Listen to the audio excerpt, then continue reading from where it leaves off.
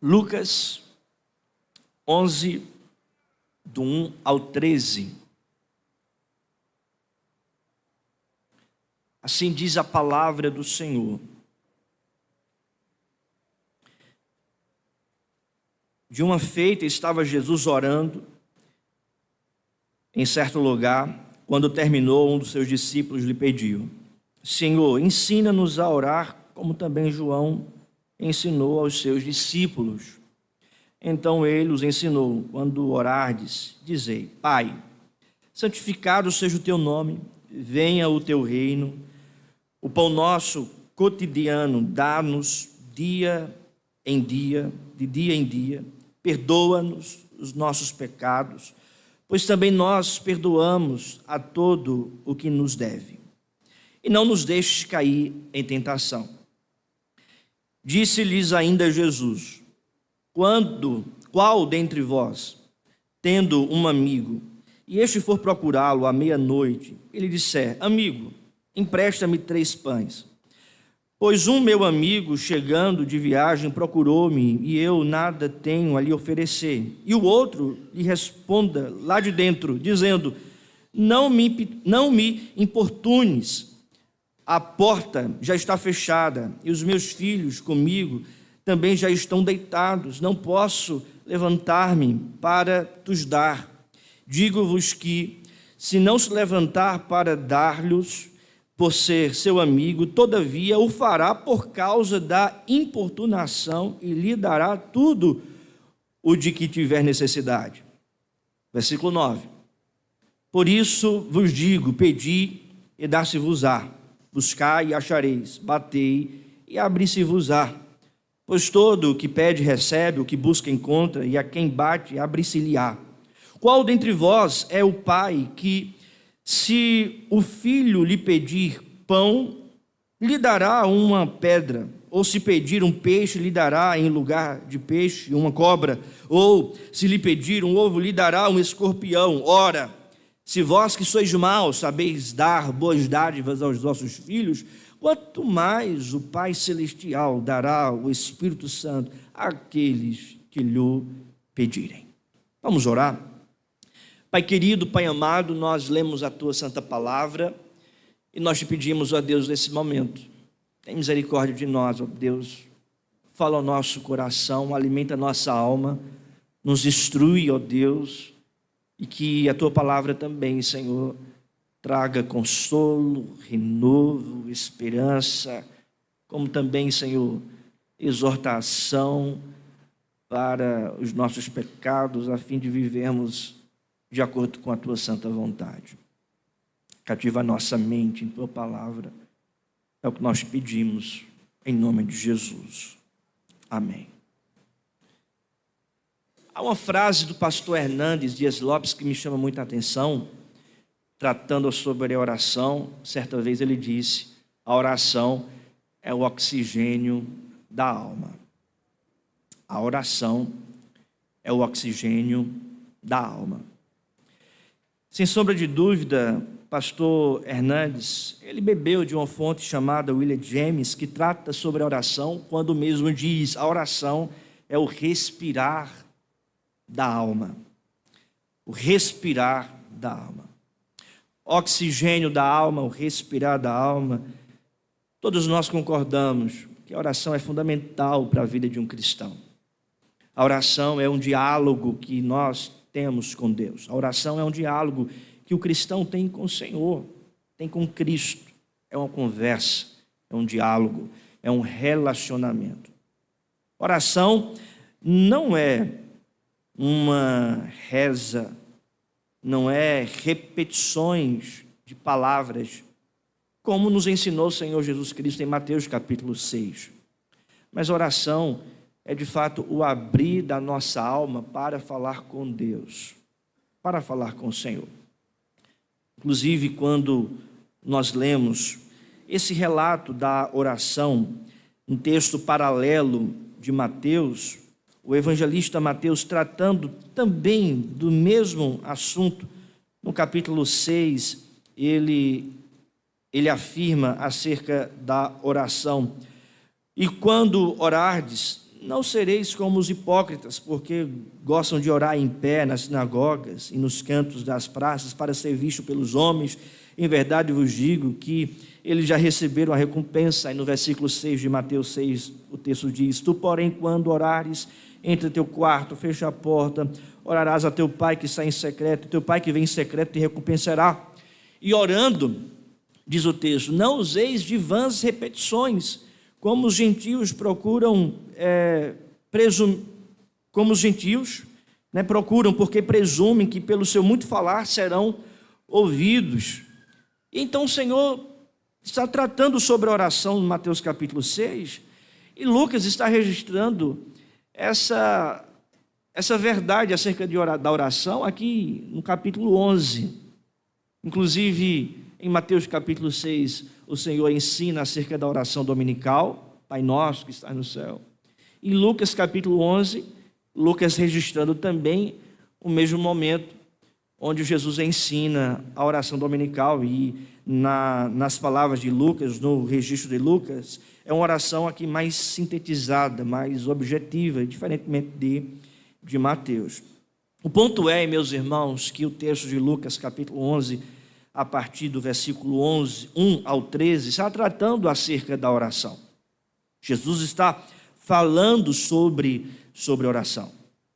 Mateus, Marcos, Lucas e João são os evangelhos bíblicos, os evangelhos que narram a vida de Jesus, o ensino de Jesus e a obra de Jesus.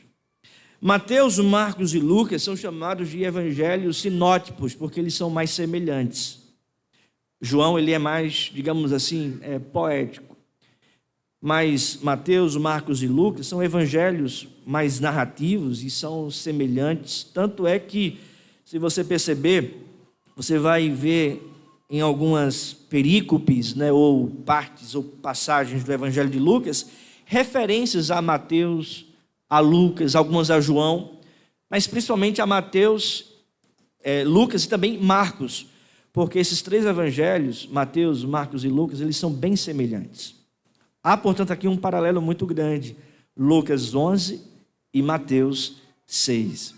O Senhor, portanto, vem ensinando o povo. No evangelho que escreveu Mateus, esse ensino acerca da oração, ele faz parte do ensino conhecido como o grande sermão da montanha, o sermão ou ensino dado pelo Senhor Jesus Cristo. Lucas, por sua vez, pega apenas esse ensino acerca da oração e coloca aqui no evangelho, o evangelho que ele escreveu. É importante aqui nós notarmos que não é o evangelho de Lucas, mas é o evangelho de Jesus Cristo, conforme Lucas, segundo Lucas, de acordo com a visão, a ótica e a percepção de Lucas. Lucas era um médico, foi companheiro do apóstolo Paulo nas viagens missionárias, ajudou muito o apóstolo Paulo. Lucas, ele não foi testemunha, ocular, dos acontecimentos, de Cristo, da vida de Cristo, do que Cristo ensinou, da sua obra. Ele não estava ali entre os 12 discípulos e os discípulos ali que estavam vendo Cristo. Lucas, ele aparece depois, especificamente mais no livro de Atos, como companheiro do apóstolo Paulo nas viagens missionárias. É por isso que Paulo diz, Lucas, o médico amado. Ele era médico, mas ele também era um evangelista, porque ele, junto com Paulo, pregava o evangelho do Senhor. Ele é considerado também como evangelista clássico, porque ele foi escolhido por Deus, inspirado pelo Espírito de Deus, a escrever este evangelho. Terceiro evangelho, o evangelho de Jesus, narrando assim a vida de Cristo, a obra de Cristo e o ensino de Cristo.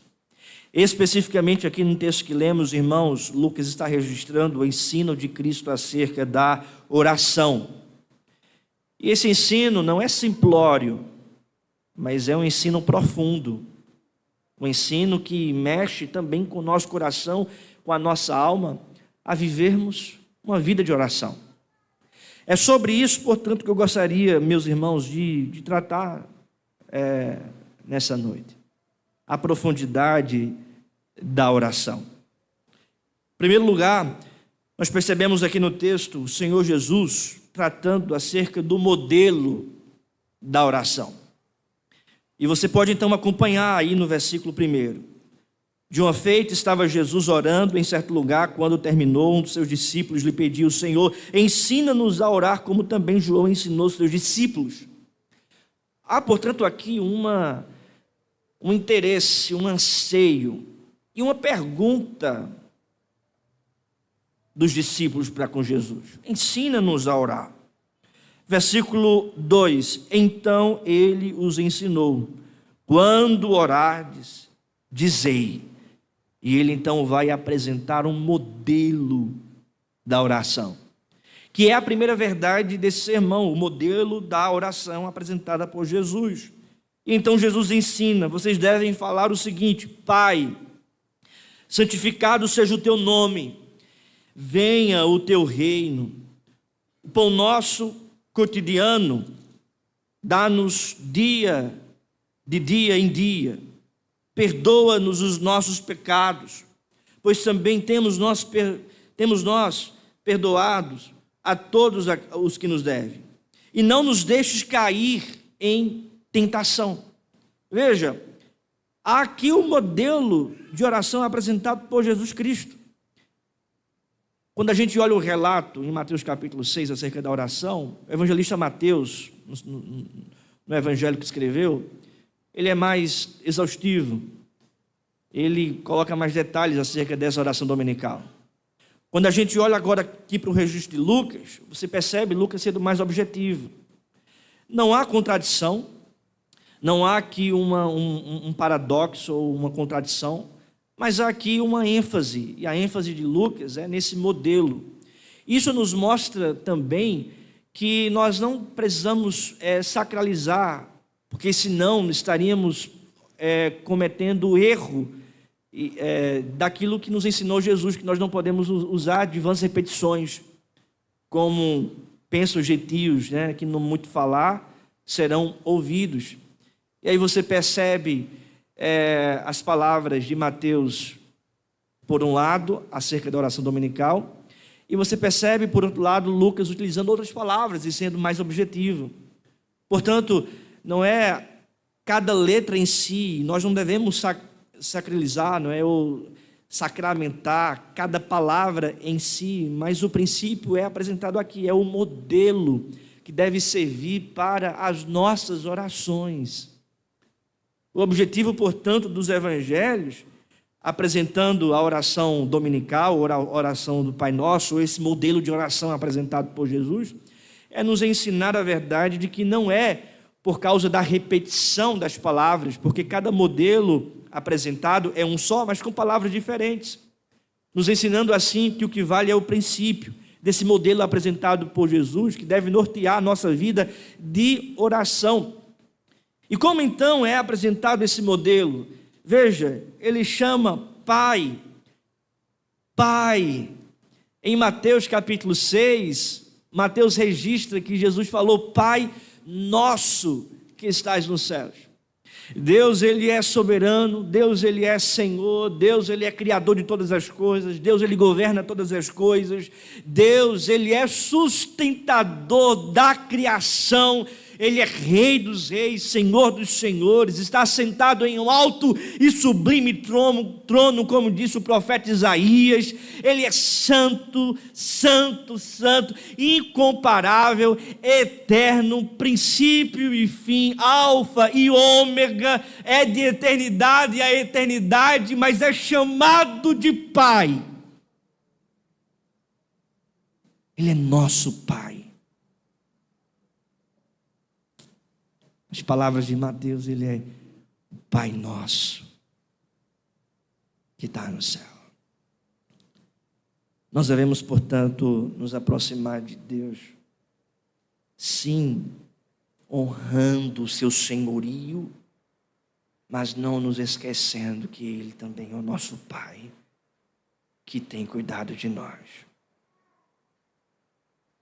A intimidade com Deus, através de Cristo, nos possibilita chamar esse Deus eterno de Pai. Por que Pai? Porque é a figura de alguém que cuida de você. Talvez você sinta a falta de cuidado de algumas pessoas. Talvez você sinta a falta de cuidado da sua família. Talvez você sinta a falta de cuidado dos seus irmãos, amigos. Talvez você se sinta só. Mas eu digo para você nessa noite, firmado na palavra de Deus, o Deus eterno é o teu Pai. Ele cuida de você.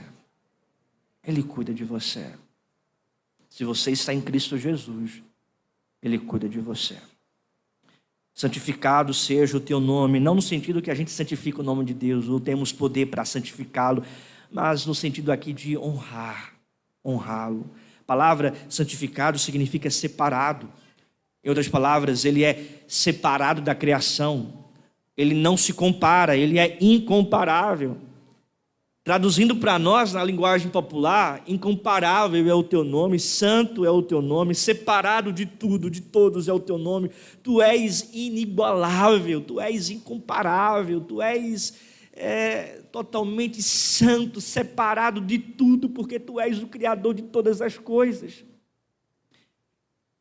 Teu nome é santo, separado, incomparável. Não há outro com perfeita justiça, não há outro com perfeita misericórdia, com perfeito amor, com perfeito cuidado, perfeita providência, perfeita intervenção. Tu és perfeito. A palavra santificado significa isso, é separado, porque é perfeito, incomparável. Nós nos aproximamos diante de um Deus que é perfeito, incomparável, santo. Esse modelo, portanto, apresenta essa verdade. Ele é Pai, Ele é separado de toda a criação, perfeito, santo. Então o Senhor ensina: venha o teu reino. Ou seja, nas nossas orações, o que nós precisamos ansiar, procurar primeiro é o reino dele. Muitas vezes é o contrário, não é? Muitas vezes nós procuramos a Deus para apresentar os interesses do nosso coração. Muitas vezes procuramos a Deus para apresentar o nosso reino, aquilo que desejamos, aquilo que queremos. Mas, meu querido irmão, que o nosso reino vá embora, para que o reino de Cristo se estabeleça em nosso coração, em nossa alma. Venha o teu reino. Faça-se a tua vontade. Não é a minha vontade, não é o meu desejo, não é o meu decreto, não é o meu interesse, mas é a tua vontade, é o que tu queres, é o teu decreto. É por esta razão, irmãos, que oração não é uma palavra de decreto. Orar não é decretar. Orar é reconhecer que nós dependemos de Deus, que nós não decretamos nada, pelo contrário, nós pedimos, nós suplicamos, e reconhecemos que Ele sim tem poder para decretar, porque é o reino de Deus e não o nosso reino, é a vontade de Deus e não a nossa vontade. É a palavra dele, os decretos dele, e não os nossos decretos, até porque nós não temos poder para decretar nada. Venha o teu reino, portanto, implica na nossa satisfação na vontade de Deus.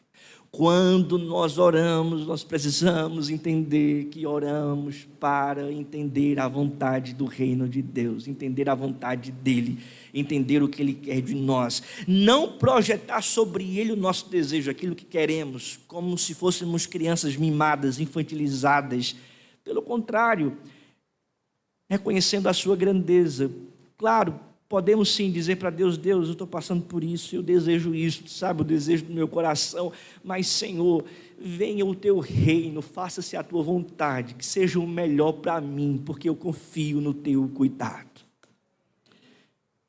Então ele fala sobre a providência cotidiana, o pão nosso cotidiano, dá-nos de dia em dia. Veja, nós percebemos aqui que a oração é na providência do Deus que é provedor. A confiança dele, portanto, não está no dinheiro, não está no trabalho, não está na habilidade, mas está no provedor. O pão nosso cotidiano dá-nos de dia em dia. A oração, portanto, nesse modelo apresentado por Jesus, implica acerca da dependência que nós devemos ter em Deus. Nós devemos depender de Deus. Nós devemos depender dele. É ele quem nos dá o trabalho, é ele quem nos dá o nosso salário, é ele quem nos dá as aptidões e habilidades que temos para servir, para trabalhar, é ele quem nos dá saúde para trabalhar. A nossa casa chega o pão de cada dia, a providência chega no final do mês, nós podemos comer, vestir, temos essas necessidades supridas, não simplesmente porque trabalhamos, mas porque Deus, ele primeiramente nos deu saúde, nos deu força, nos deu aptidão, trabalho, e ele que tem sustentado, portanto, a nossa casa, a nossa família. É um ato de dependência. E ele conclui então nesse modelo no versículo 4: perdoa-nos os nossos pecados, pois também nós perdoamos a todo o que nos deve. Ele fala sobre então perdão. Veja, a postura nesse modelo não é uma postura altiva de direitos, mas é uma postura de muita humildade. Deus, me perdoa, tem misericórdia de mim, eu dependo da tua graça. Até porque, irmão, se a gente for cobrar de Deus justiça ou direito, o nosso direito por causa dos nossos pecados é a morte eterna, é o inferno, é o juízo. Porque o salário do pecado é a morte. Todos nós pecamos e desobedecemos a Deus, e por causa disso estávamos trilhando o caminho da morte eterna. Mas glória a Deus, porque Deus enviou Cristo Jesus para morrer pelos nossos pecados e nos perdoar de todos os nossos pecados. Há, portanto, aqui uma dependência, uma humildade, não uma soberba, não é um espírito altivo, mas uma obediência, de fato, em humildade à palavra de Deus. Quando nós oramos, portanto, esse modelo deve estar em nosso coração. Queridos, nós não podemos esquecer de, nas nossas orações, reconhecer sim o Deus que é soberano, mas que é Pai. Reconhecer sim o Deus que é incomparável, santo. Reconhecer sim que a providência vem dele, porque ele é o provedor e nós confiamos nele. Mas reconhecer sim que nós somos pecadores, que pecamos contra o Senhor, e por esta razão devemos nos humilhar na presença dele, clamando por misericórdia e graça. Nós não temos crédito algum para com Deus, nós não somos merecedores de nada da parte de Deus. Pelo contrário, o que merecíamos era a condenação eterna por causa dos nossos pecados. É por esta razão que nós devemos reconhecer a grandeza de Deus, a santidade de Deus e a nossa pequenez, o nosso pecado. E diante do Senhor, clamarmos ao Senhor por graça, por misericórdia, clamando pelo seu perdão. Perdoa-nos os nossos pecados, pois também nós perdoamos a todo o que nos deve. Isso implica na sua relação que você deve ter com o seu próximo. Se você pede perdão a Deus, então não esqueça de perdoar aquele que lhe ofendeu. E perdão aqui implica em anulação de dívida, porque o texto é enfático. A todo o que nos deve. Então não deve nada. Não existe perdão, mas.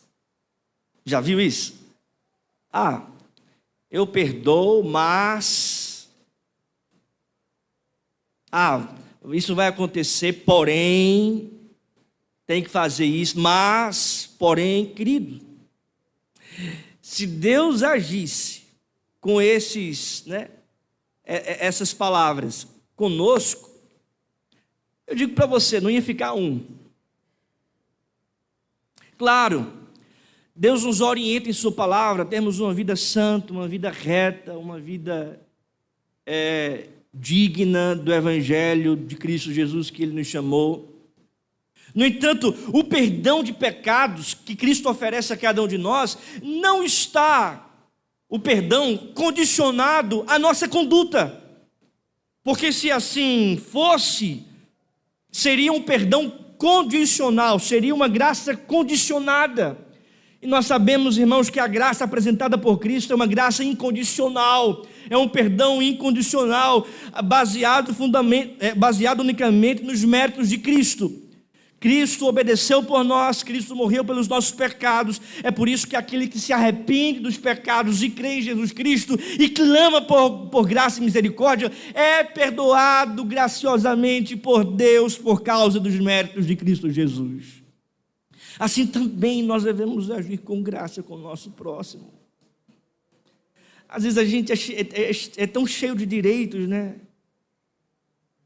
Às vezes a gente quer que as pessoas sejam assim, façam dessa forma, tenham tais ações conosco, e a gente coloca tanto direito, eu mereço isso, eu exijo isso, se não for dessa forma, eu não quero andar, não está bom para mim, eu estou insatisfeito. Meu querido, Deus foi tão gracioso com você, Deus ele tem sido tão gracioso conosco, perdoando os nossos pecados todos os dias.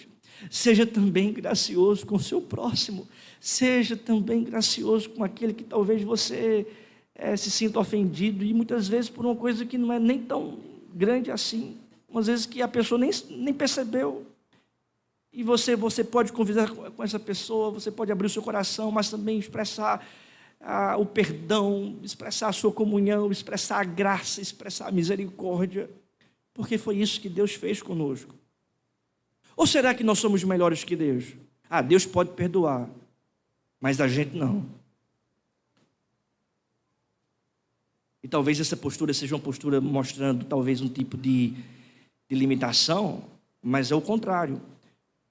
Porque quando você diz que Deus perdoa, mas você não, você está se colocando acima de Deus, melhor que Deus. Porque Deus pode perdoar, mas você não. A sua justiça está acima da justiça divina.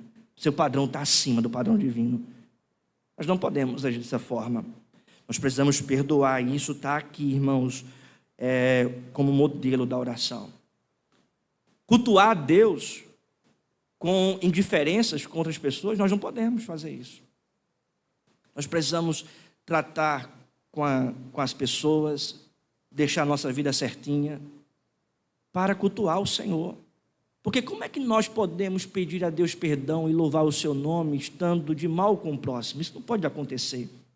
Então não esqueça disso. Toda vez que você orar, será como uma chama, uma brasa viva no teu coração, uma orientação, uma inquietação do Espírito Santo a te conduzir a você perdoar o seu próximo, porque assim também Deus nos perdoou. E por fim, e não nos deixe cair em tentação. No evangelista Mateus, no evangelho que escreveu Mateus, ele diz, livrai-nos do mal. Isso está muito em consonância também com não nos deixe cair em tentação e com as palavras aqui registradas por Lucas de Jesus, e não nos deixe cair em tentação, porque o mal não é o mal circunstancial. A gente pede a Deus livramento, né, pelo mal circunstancial. Deus nos livra de um problema, Deus nos livra de alguma situação, Deus nos livra de alguma circunstância, mas o livramento da oração que nos ensina Jesus é o livramento da tentação, de cair em tentação. O livramento de cair em pecado, Esse é o mal moral. Nos livra, Senhor, de cairmos em tentação. Nos livra do mal, de pecarmos contra Ti. A segunda parte está aí no versículo 5 ao versículo 8, que é justamente a persistência na oração. Porque veja o que diz o texto. Disse-lhes ainda Jesus: qual dentre vós, tendo um amigo, e este procurá-lo à meia-noite, lhe disser: amigo, empresta-me 3 pães? Pois um meu amigo, chegando de viagem, procurou-me, e eu nada tenho a lhe oferecer. Versículo 7. E o outro lhe responda lá de dentro, dizendo: não me importunes, a porta já está fechada, e os meus filhos comigo também já estão deitados. Não posso levantar-me para te dar. Digo-vos que, se não se levantar para dar-lhes por ser seu amigo, todavia o fará por causa da importunação, e lhe dará tudo o de que tiver necessidade. Ele apresenta o modelo da oração, e agora, no versículo 5 ao versículo 8, ele apresenta a persistência na oração. E ele faz uma ilustração, o Senhor Jesus, apresentando uma parábola, a parábola do amigo importuno, que chega na casa do amigo e diz: ó, estou precisando de pão, estou precisando de algo.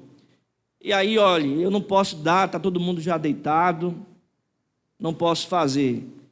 E aí o Senhor Jesus, ó, por causa da importunação, ele lá batendo, ele lá falando, ele lá persistindo, o amigo então vai conceder aquilo que ele lhe pede, vai conceder aquilo que vai lhe ajudar na sua necessidade. E aí veja a explicação e a aplicação de Jesus no versículo 9. Por isso vos digo, pedi e dá-se-vos-á, buscai e achareis, batei e abri-se-vos-á. Pois todo o que pede recebe, o que busca encontra, e a quem bate, abre-se-lhe-á. Ou seja, o Senhor Jesus está ensinando, através da figura de um amigo importuno, a persistirmos buscando a Deus através da oração, a clamarmos ao Senhor e perseverarmos na oração. As palavras de Cristo é clara no versículo 8: digo-vos que, se não se levantar para dar-lhes por ser seu amigo, todavia o fará por causa da importunação, e lhe dará tudo o que tiver necessidade. Assim também, pedi e dá-se-vos-á, buscai e achareis, batei e abre-se-vos-á. Ou seja, o Senhor Jesus está ensinando a cada um de nós a perseverar na oração, a persistir na oração, a clamarmos cotidiano, diariamente, dia após dia, em oração ao nosso Deus, clamando e colocando diante do Senhor as nossas necessidades. É isso, irmãos, que Deus está aqui nos ensinando acerca da persistência na oração. Eu me lembro que eu era jovem, ainda sou, não é? Como se eu não fosse, né? Mas mais jovem, certo? Adolescente. Não é? Hoje eu tenho 33 anos, para quem não sabe, né? A idade de Cristo, que Cristo morreu. Mas estou vivendo, né? Mas quando eu era adolescente, eu fui até em alguns cultos de uma igreja neopentecostal, não vou dizer o nome. Estava um pouco afastado da igreja presbiteriana, trilhando caminhos diferentes, né? E eu me lembro que num culto, a pessoa estava orando e muitos ali, vocês já ouviram, né? É isso, obviamente já ouviram falar ou já viram na internet, pessoas caindo no Espírito, né? A gente não vê isso no Novo Testamento, pessoas caindo no Espírito. A gente vê pessoas caindo por causa de demônios, né? Pessoas endemoniadas rolando, mas na Bíblia a gente não vê isso. Mas estava lá a pessoa orando para as pessoas caírem no espírito, e eu estava lá, um adolescente, e então ela me chamou, a pessoa me chamou para ir para frente, para eu cair também. E aí eu disse, eita, agora é minha vez, ó. E aí então fui lá, e aí ela disse, ó, você vai cair agora. Eu, tá certo, então vamos orar. E eu me lembro dos ensinamentos da escola bíblica dominical, por isso que é importante, irmãos, participar da escola bíblica, tá bom? Venho. E aí eu me lembro que a gente deve orar, porque a gente é o templo do Espírito Santo. A gente é o templo do Espírito Santo. E eu me lembro que naquela oração, ela orando para eu cair, eu orando comigo mesmo, dizendo, eu sou o templo do Espírito de Deus. Eu sou o templo do Espírito Santo. Eu só dizia isso, eu sou o templo do teu Espírito. O Senhor habita em minha vida. Eu estava orando, mas me lembrando dos ensinos da presbiteriana, né? E aí, orando, e nada. Persistiu ali e nada de cair, né? E aí ela depois viu que não ia ter jeito, tentou até forçar um pouquinho mais.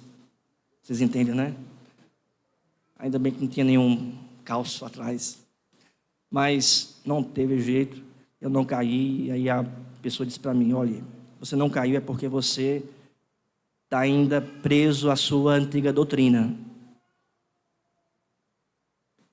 Dizendo que você tem Deus, tem o Espírito Santo. Meus irmãos, nesse dia, eu entendi que a antiga doutrina é a melhor. Não que seja a melhor, é a doutrina bíblica. Porque a palavra de Deus diz que nós somos o templo do Espírito Santo. Que Deus habita em nós. Como podemos ir contra a palavra de Deus?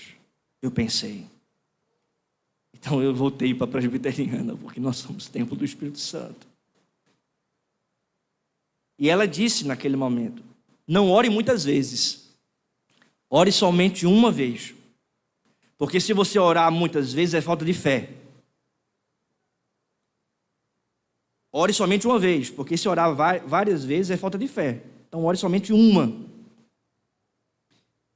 E meus irmãos, isso está de encontro à palavra de Deus. Porque nós devemos orar uma vez, uma segunda vez, uma terceira vez. Nós devemos persistir na oração. Perseverar na oração. O Senhor Jesus aqui está ensinando, olhe, como um amigo importuno que está batendo na casa lá pedindo. E vai lhe dar a necessidade até que essa importunação pare.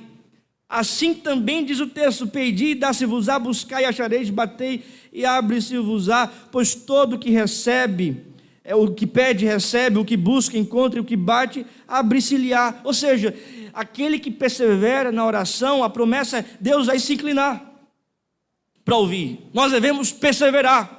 Nós devemos perseverar, irmãos, para termos uma família consagrada a Deus. Nós devemos perseverar para termos os nossos amigos, parentes, filhos, servindo ao Senhor Jesus. Nós devemos orar para que essa igreja seja uma igreja santa, uma igreja bíblica, uma igreja proclamadora do Evangelho, acolhedora de pessoas, parceira na evangelização, uma igreja missionária. Nós devemos persistir na oração, buscando por um avivamento espiritual, para que Deus derrame um avivamento sobre nós, para que esse lugar aqui seja um celeiro missionário, enviando missionários para outros lugares, para plantarmos mais igrejas e expandir o reino de Deus. Nós precisamos perseverar no nosso trabalho, na oração, em nossas causas pessoais, entregando a Deus dia a dia, pedindo a Deus, Deus intervém, Deus vem até nós, porque como diz a palavra, aquele que busca recebe, o que busca encontra, o que pede recebe, o que bate abre-se-lhe-á. Nós devemos, irmãos, perseverar, persistir, e isso é evidência de fé, de confiança. não é confiança em nós mesmos, não é confiança na nossa palavra ou no nosso decreto. Nós não temos poder para decretar nada, mas é confiança unicamente em Deus. É por isso que nós perseveramos, porque a nossa confiança está em Ti. É por isso que nós almejamos, a nossa confiança está em Ti. É por isso que nós buscamos, a nossa confiança está em Ti. Quem você tem buscado? Qual área da sua vida você está passando por alguma dificuldade e a quem você tem buscado? Em que instância você tem procurado socorro? E às vezes a gente persiste, não é, nas nossas articulações, a gente persiste muitas vezes naquilo que nós podemos fazer, a gente persiste muitas vezes na força do nosso braço, a gente persiste muitas vezes nas coisas mundanas, nas coisas do mundo. E coisas que são muitas vezes louváveis, que não são contrárias à palavra ou pecado. No entanto, a orientação do Senhor é: persistam em mim. Precisamos perseverar no Senhor, orando diariamente, buscando ao Senhor através da oração. A terceira e última verdade é acerca da promessa que vem através da oração, porque veja o que diz o texto aí, a parte final. Versículo 11. Qual dentre vós é o pai que, se o filho lhe pedir pão, lhe dará uma pedra? Ou se pedir um peixe, lhe dará em lugar de peixe uma cobra? Ou se lhe pedir um ovo, lhe dará um escorpião? Qual é o pai que vai fazer isso? Você pede uma coisa e ele dá uma coisa ruim. Veja a ilustração. Você pede pão e dá uma pedra. Qual é o pai que vai fazer isso? Pede peixe e lhe dá cobra. Nenhum pai vai fazer isso. Veja o que diz o versículo 13. Ora, se vós que sois maus sabeis dar boas dádivas aos vossos filhos, quanto mais o Pai Celestial dará o Espírito Santo àqueles que lhe o pedirem. Então, se nós pedimos algo ao Senhor, será que Ele vai dar alguma coisa ruim para nós? A explicação do próprio Cristo é não. O nosso Pai vai nos dar aquilo que é bom para nós, que é o melhor para nós. E devemos, portanto, confiar naquilo que Deus nos dá e quer de nós. Ele nos chama de maus. Ora, se vós que sois maus, e olha que o público aqui são os discípulos de Jesus, uma natureza pecaminosa, uma natureza dependente da bondade de Deus. Ele diz, vocês que são maus, sabem dar boas dádivas aos vossos filhos, quanto mais o Pai Celestial. E aí então ele conclui esse ensino acerca da oração, falando dessa promessa. Deus, Ele nos dá coisas boas. Deus, Ele é bom para com o seu povo. Se os pais deste mundo que são maus sabem dar coisas boas aos seus filhos, quanto mais o Pai Celestial, que é bom, completamente bom, perfeitamente bom, Ele dará a cada um de nós aquilo que nós de fato almejamos, segundo a sua vontade. Porque eu repito, muitas vezes aquilo que desejamos não é a vontade de Deus. Às vezes aquilo que nós almejamos não é o melhor para nós. E aí nós precisamos confiar na bondade de Deus, porque aquilo que Deus nos dá é o melhor para nós. Mas nós precisamos pedir, nós precisamos persistir, perseverar na oração. Meus irmãos, que sejamos uma igreja que ora, um povo que ora, discípulos de Cristo que ora, porque a oração é, de fato, o oxigênio da nossa alma. A oração é o respirar da nossa vida cristã. Sem oração não existe vida com Deus, porque a oração é justamente esse cultivar da nossa relação com o Senhor. Vamos nos colocar de pé e vamos orar.